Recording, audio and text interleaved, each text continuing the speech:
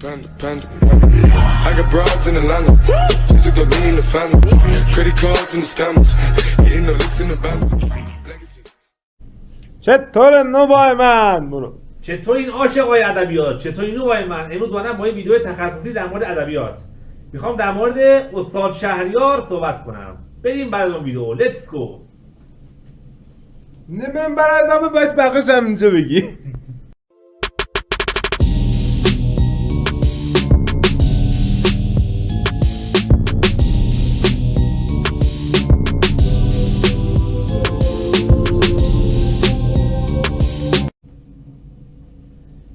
خب در ویدیو قبلی من مکانهای گردشگر ادبی رو گفتم که یکیش منبعث الشهرا در طبیب بوده که استاد شهریار عزیز اونجا دفن شدن و محل دفنشونه. البته باید بگیم استاد شهریار بزرگ، استاد شهریار دوست داشتنی و امروز زندگینامه استاد شهریار صحبت می‌کنیم و یه توضیح هم در منبعث الشهرا تبریک میدیم. بخشید من اینجا منبعث الشهرا تبریک و یکی از اشعار زیبای استاد شهریار هم میخوام براتون بخونم.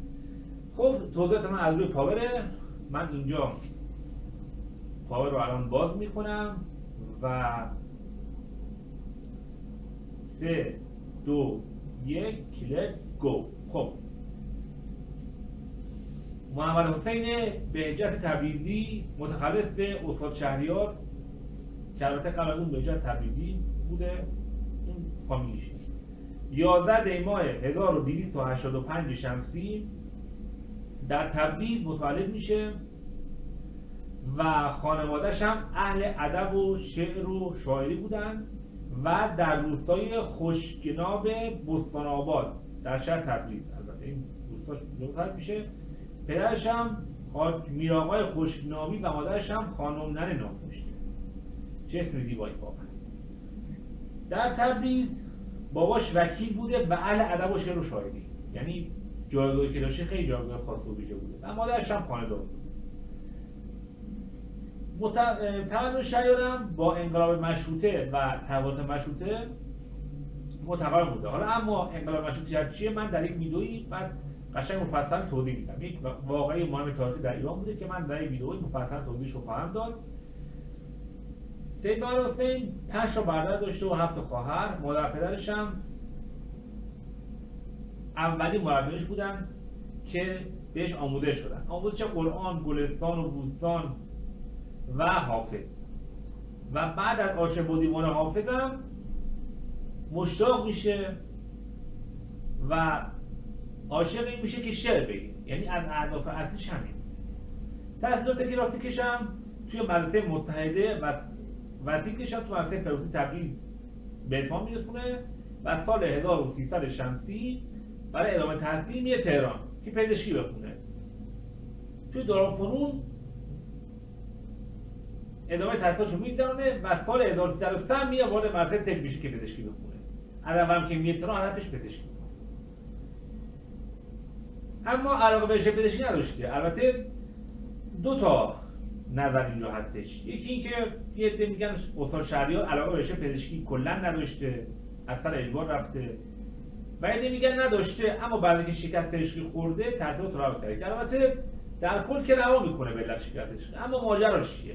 استاد شهریار در زمان این که پزشکی میخونه و در نشه تحصیل میکرده عاشق دختر میشه به اسم ثریا ابراهیمی که حالا به دلایلی پدرش اینو به شهریار نمیده و نمیذاره با هم عقد کنه. به خاطر اختلاف توافقی و دلیلی که ما اینجا نمیخوایم بهش بپردازیم و ثریا ابراهیمی بعد این ماجرا دوباره ازدواج میکنه و کلا دیگه رفت که رفت. چقدر شکایتش برای پدر عشق بسوزه واقعا. بعد این ماجرا استاد شهریار رشته رو رها میکنه و اولین کتابش هم به پوشش استاد ابوالقاسم شیوا که تخلص داره به شهریار در سال 1308 منتشر میکنه. بعد این ماجرا در 25 سالگی در سال 1310 با کمک استاد کمال‌الملک نقاش به نیشابور میاد و تا سال 1314 در سازمان ارکان این شهر کارش مشغول به کار میشه و کار میکنه. یعنی تو مشهد نیشابور بوده در کل تا سال 1332. برای این سال بعد این 33 سال دوری از تبریز میره تبریز و با استقبال مردم تبریز روبرو میشه. خب اونجا خیلی مشهور شده، خیلی اسم کرده، برای همین ازش استقبال میکنن و واقعا آفرین به تبریزی‌ها و بابت استقبال زیباشون. این نشون میده که خیلی مردم تبریز علاقه به مشاهیر خودشون دارن، به بزرگان خودشون دارن. و در سن 48 سالگی هم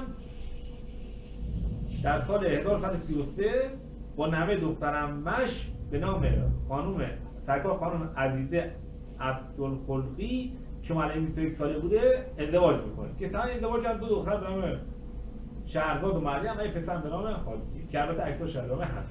در سال 46 هم به نوشتن قرآن به خط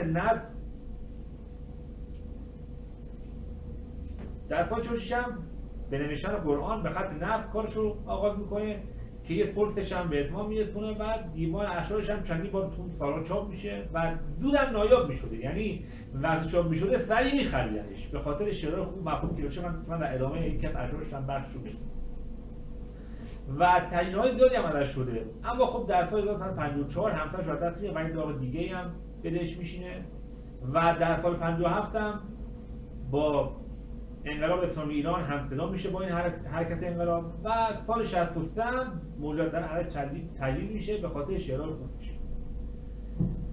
و یک شعر محبوبی هم که سروده شعر همای رحمت بوده که در وصف حضرت علی سروده. یکی از شعرهای ماندگارش بود واقعا. یکی هم شعر آمد جانم به قربانت که اینو من در ادامه خواهم خواند. خب چه آثاری داشته؟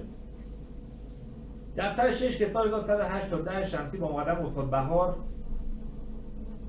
سعید نفیسی و پژمان بختیاری از کتابخانه خیام چاپ میشه. بعد درگذشت وی هم به عنوان جلد سوم دیوان شهریار باز اینجا میاد.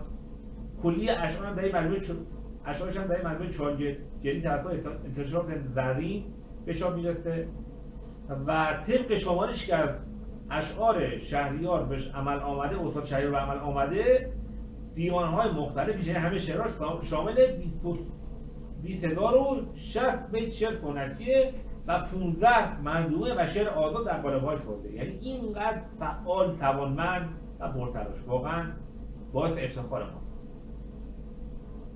سال آخر عمرش هم که در تهران اقامت داشت و قصد داشت بره شیراز اونجا نگار بشه در انواع حافظ به خاطر علاقه‌ای که حافظ داشت. مشرفش همین دیوان حافظ بود که شاعر شد.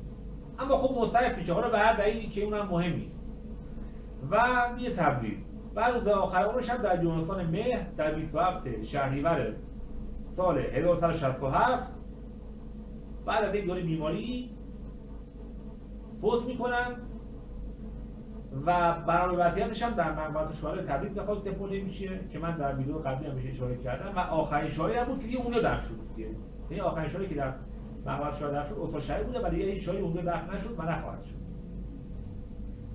من بخیر همین استاد شهید رو من اینجا آوردم شعر در برد به زبان آذری که من چون زبان آذریم خیلی خوب نیست دیگه من اینجا خشم نبردم. سحندیه همینطور، همای رحمت، علی و شب، دو موقع بهشتی و افسانه شب که در 1624 بیت بوده که مفصل ترین مثنوی استاد شهید. خب اینجا تصویر استاد شهید می‌بینید که با فرزندانش هست که من گفتم پسرش قاضی و دخترش هم شهرزاد و مریم. مقبره شهر تبریز هست اینجا که استاد شهید اینجا دفن شده که من مجددا توصیه می‌کنم حتما یه صفحه به جا داشته باشین. البته برای عاشقان ادبیات مخصوصا توصیه می‌کنم اینو.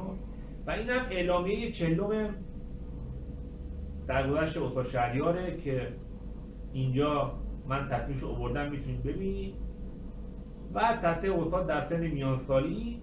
و این شعرم که شعر محبوب و معروفی از شهریار که من بخش رو میخونم. آمدی جانم به قربانت ولی حالا چرا، بی وفا حالا که من افتاده ام از پا چرا، نوش داروی و بعد از مرگ سهراب آمدی، سنگ دل این زودتر میخواستی حالا چرا، عمر ما را مهلت امروز و فردای تو نیست، عمر ما را مهلت امروز و فردای تو نیست، من یک امروز مهمان تو ام فردا چرا، نازنینا ما به تو ناز جوانی داده ایم، دیگر اکنون با جوانان ناز کن با ما چرا، وه که با این عمرهای کوتاه بی‌اعتبار این همه غافل شدن از چون منی شیدا چرا. خب دوستان، به علت محدودیت ویدئو ادامه این شعر رو حتما در کاورم که هستش، در این کار من در کانال تلگرام حتما به اشتراک میدم، اونجا میتونید ببینید. دیگه خیلی بخش دیگه خیلی مهلت، خیلی فعلا محدودیت داریم تو ویدئو گرفتم، ولی خب ویدئو با زمان بیشتر براتون خواهیم ساخت. ممنون که ویدئو ما رو دیدید، ممنون که ویدئو رو با دوستاتون شیر میکنید و به اشتراک میذارید و ما رو حمایت میکنید. الاسکی یادتون نره، لایک، سابسکرایب، کامنت. اینستاگرام هم حتما فالو کنید، CJ.KD Group اینستاگرام هم حتما دنبال کنید و اگر سوالی دارین حتما بپرسید، چه دایرکت چه تو کامنت ها. اینستاگرام من هستم حسین قلم گوی 9 و این خبر خوشم بهتون بدم که از شعرهای بیشتر من قطعا ویدئو خواهم گرفت و اشعارشون رو اینجا میذارم و پاورهای که اینجا براتون میذارم هم داخل چنل تلگرام کیدی گروپ حتما به اشتراک میذارم، میتونید از اونجا هم ببینید. خلاصه این که اسکریاتون نره، دوستون دارم خیلی زیاد و شما به خدا بزرگ میسپارم. خدا نگهدار.